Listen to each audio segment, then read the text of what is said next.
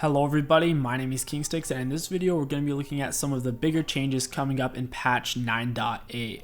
The first change I want to talk about is Kennen. We don't think about him very much, he's not picked, and when he is, it's typically in higher elo, so this change comes to a bit of a shock to me. They are taking away the armor and magic resist on his E whenever he is using it, and instead they are giving him a slightly bigger chunk of armor and magic resist on his ultimate. Overall, this is a nerf since it will take away from Kennen's all-inning and poking power pre-6, and even once he is level 6, this only helps him when his ultimate is up, which is on a relatively long cooldown, especially when you compare it to his E. Not only that, but whenever Kennen is using his ult, oftentimes he's stunning the people inside of it, so having extra armor and magic resist while in his ult isn't necessarily that impactful. And a final aspect that the Riot team probably isn't taking into account is the fact that once Kennen is on his opponent, he's used his E to close the distance, he's ulting on top of them. If the enemies do turn around to try to hit him before they get stunned, oftentimes Kennen will hourglass. So having the extra armor and magic resist a lot of the time won't make a very big difference, especially once Kennen does have hourglass. The second big change I want to talk about has to do with Blitzcrank. His big passive and R change are finally coming through on next patch 9.9, approximately 12 days from now. They are changing his passive to use 50% of his current mana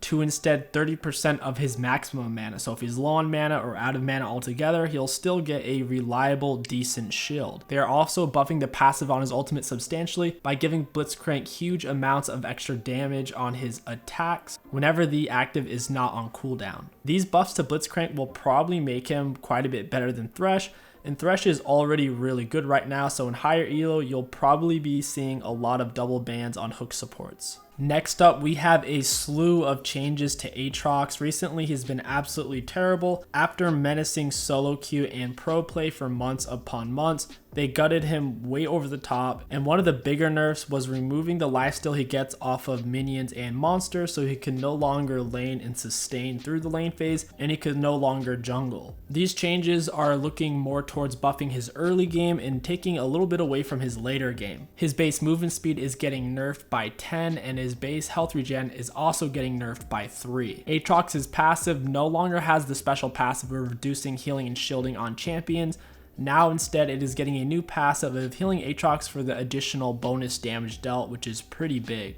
The bonus damage itself is staying essentially the same. However, the cooldown itself is nearly being cut in half, from 25 seconds down to 15. This will give Aatrox a lot more trading and kill pressure in lane phase. The cooldown is also going to be getting much lower since it now has a cooldown reducing effect of 2 seconds per spell cast, plus 2 seconds for hitting a champion with the sweet spot of your Q. So if you hit all 3 sweet spots of your Q, that alone will reduce the cooldown by 12 seconds. So that 15-second cooldown just off of those 3 Qs will get it all the way down to 3 seconds. So if you're using your abilities properly, you will be able to abuse Aatrox passive much harder. The damage on Aatrox's Q is being buffed in later ranks, and the cooldown is being reduced at later ranks and risen a little bit at early ranks since they did buff his passive really hard. The maximum time in between casts is also getting lowered by a little bit, so Aatrox can't hold on to it for quite as long and bait you into a bad movement.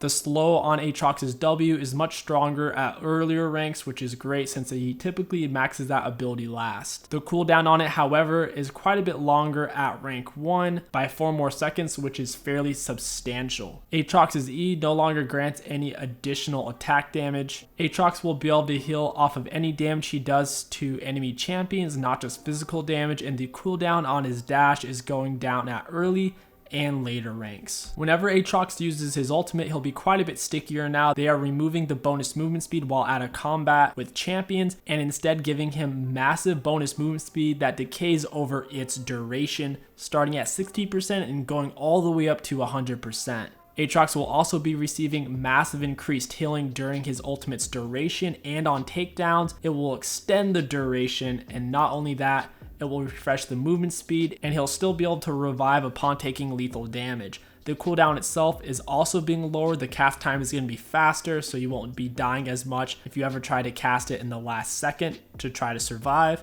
For some reason, the revive self slow is going up substantially from 25% to 99%, so you basically won't be able to move at all while you're reviving. You'll just be essentially snared in place. These are a lot of changes. Put simply, Aatrox's passive is much stronger and his early game is getting a massive buff. In all-ins and in team fights as well, Aatrox will need to manage using his passive as much as possible, weaving it in between his spells since it is on such a low cooldown now. Tahm Kench is in a really weird spot right now. In low elo, he's not that great as a support, and higher elo can be really frustrating though, with him having a very easy way to secure his AD carry or any other carry on his team. Even if you've set up a great pick, he can just instantly snatch them out. This patch overall is a buff for Tahm Kench, but it's also a little bit neutral. They are buffing the slow on Tahm Kench's Q by 0.5 seconds. They are also increasing the cooldown of his Q by 3 seconds at rank 1, but making it lower at final rank. The missile range is also being increased by 50, so if you're just trying to outrun it, it's going to be a little bit harder now, and the slow is being changed to be much larger at rank 1, going all the way up from 30 to 50% at rank 1. On Tahm Kench's W, Devour, whenever he swallows an ally after this patch drops, he will be slowed by 95%, so no longer will he be able to swallow an ally and run away at light speeds. This will be a massive make it or break it deal for Tahm Kench. You can no longer just swallow allies to get away out of really stupid situations. You're only really going to be using it now to save them in a team fight temporarily. Another new aspect is it will refund 50% of your mana cost when devouring an enemy, so top lane Tahm Kench might be decent, or if you are playing against a melee support as Tahm Kench, you'll be able to devour much more often and not waste too much mana. The devour damage is going up at earlier ranks by increasing base damage. However, the max percent health damage is going down quite a bit, all the way down from 20% at rank 1 to 5% at rank 1 and 36% at final rank to 13%. This is definitely a massive nerf if you are playing against a tanky enemy team, and if it is in the late game. In the early game though, it should be a slight advantage having the extra base damage. I like the addition of the base damage to give some early game punch. I'm not a huge fan of how hard they nerfed it in the later ranks. Hopefully they will buff that 13% up to somewhere around 20%. It seems a lot more healthy that way. Tahm Kench is going to get a little bit tankier. The amount of health converted on his thick skin is being increased at 5% at all ranks. The damage converted into gray health is also being increased from 70% at rank 1 to 80%. And the mana cost is being lowered from 50 to 0. This will allow Tahm Kench to trade a lot more comfortably without having to worry about his mana running out too fast. So far, a lot of these changes seem to make Tahm Kench stronger as a top laner rather than a support. The range on Tahm Kench's ult is being nerfed in the early game, but is getting a significant range increase of 2,000 units at final rank. Something important to take into account though is that he is a support champion who is sharing experience with his AD carry, so by the time he gets to level 16, it'll probably be somewhere around 30 minutes or more into the game. The cooldown is also being increased at early ranks and at later ranks. This is kind of sad to see since they are substantially nerfing the range of it at rank 1 by 2,000 units. So also seeing them increase the cooldown is kind of weird. Overall, these changes to Tahm Kench seem fairly clunky. It almost feels more like a nerf than a buff if you're playing support Kench. If you are playing top Kench, it feels more like a buff than a nerf. If you are a Tahm Kench enthusiast, let me know what you think about these changes down in the comments below. For the rest of this video, it is going to be primarily rune changes. So for those of you who are about to click off, I want to announce that I am streaming on dlive.tv/KingStix. So if you want to see me stream live, get some educational content in the jungle, then go ahead and check it out. I'll leave a link down in the description below and in the pinned comment.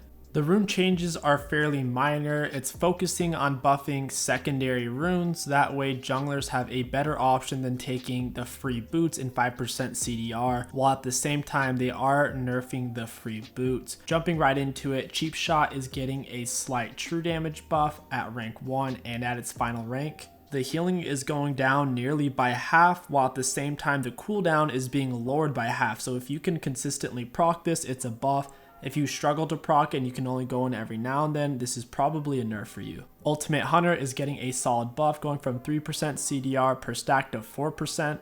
That way you'll have 25% CDR once you are fully stacked. Ravenous Hunter and Relentless Hunter give loads of value, so I can't even imagine anyone taking Ultimate Hunter unless they went out of their way to nerf Ravenous Hunter again and nerf Relentless Hunter. Relentless Hunter is getting a really cool movement speed buff. I feel like a lot of junglers already take this rune, so I don't think this one in particular needed a buff, but that's pretty cool. I'm excited to take it. Celerity is getting a buff when in reality it actually feels like a nerf. It is now going to be increasing all your bonus movement speed by 7% instead of 10%. Plus, it's going to be giving you 1% additional movement speed at all times. Whenever you take into the fact that most champions who took this had a massive movement speed bonus like Hecarim or Rammus, that 7% from 10% is actually a nerf.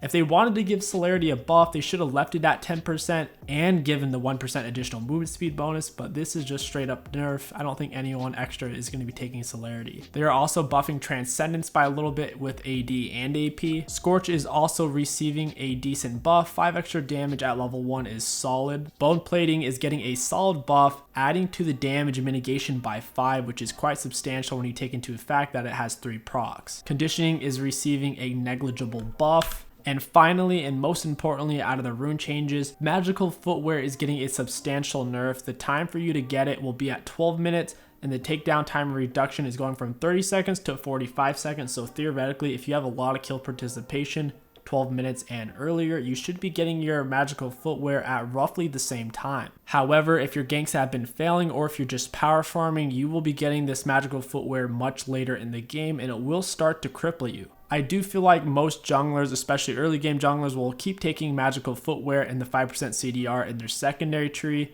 Some that don't gank quite as much early will probably just take Relentless Hunter instead in their secondary tree, since they did give it a pretty good buff on the extra movement speed. And that is going to wrap up this video. Once again, don't forget to come check me out on Deed Live. We're going to have some good times, chill, and learn some things along the way. If you haven't already, don't forget to like, comment, and subscribe. My name is KingStix. Thank you for watching, and I'll catch you guys next time.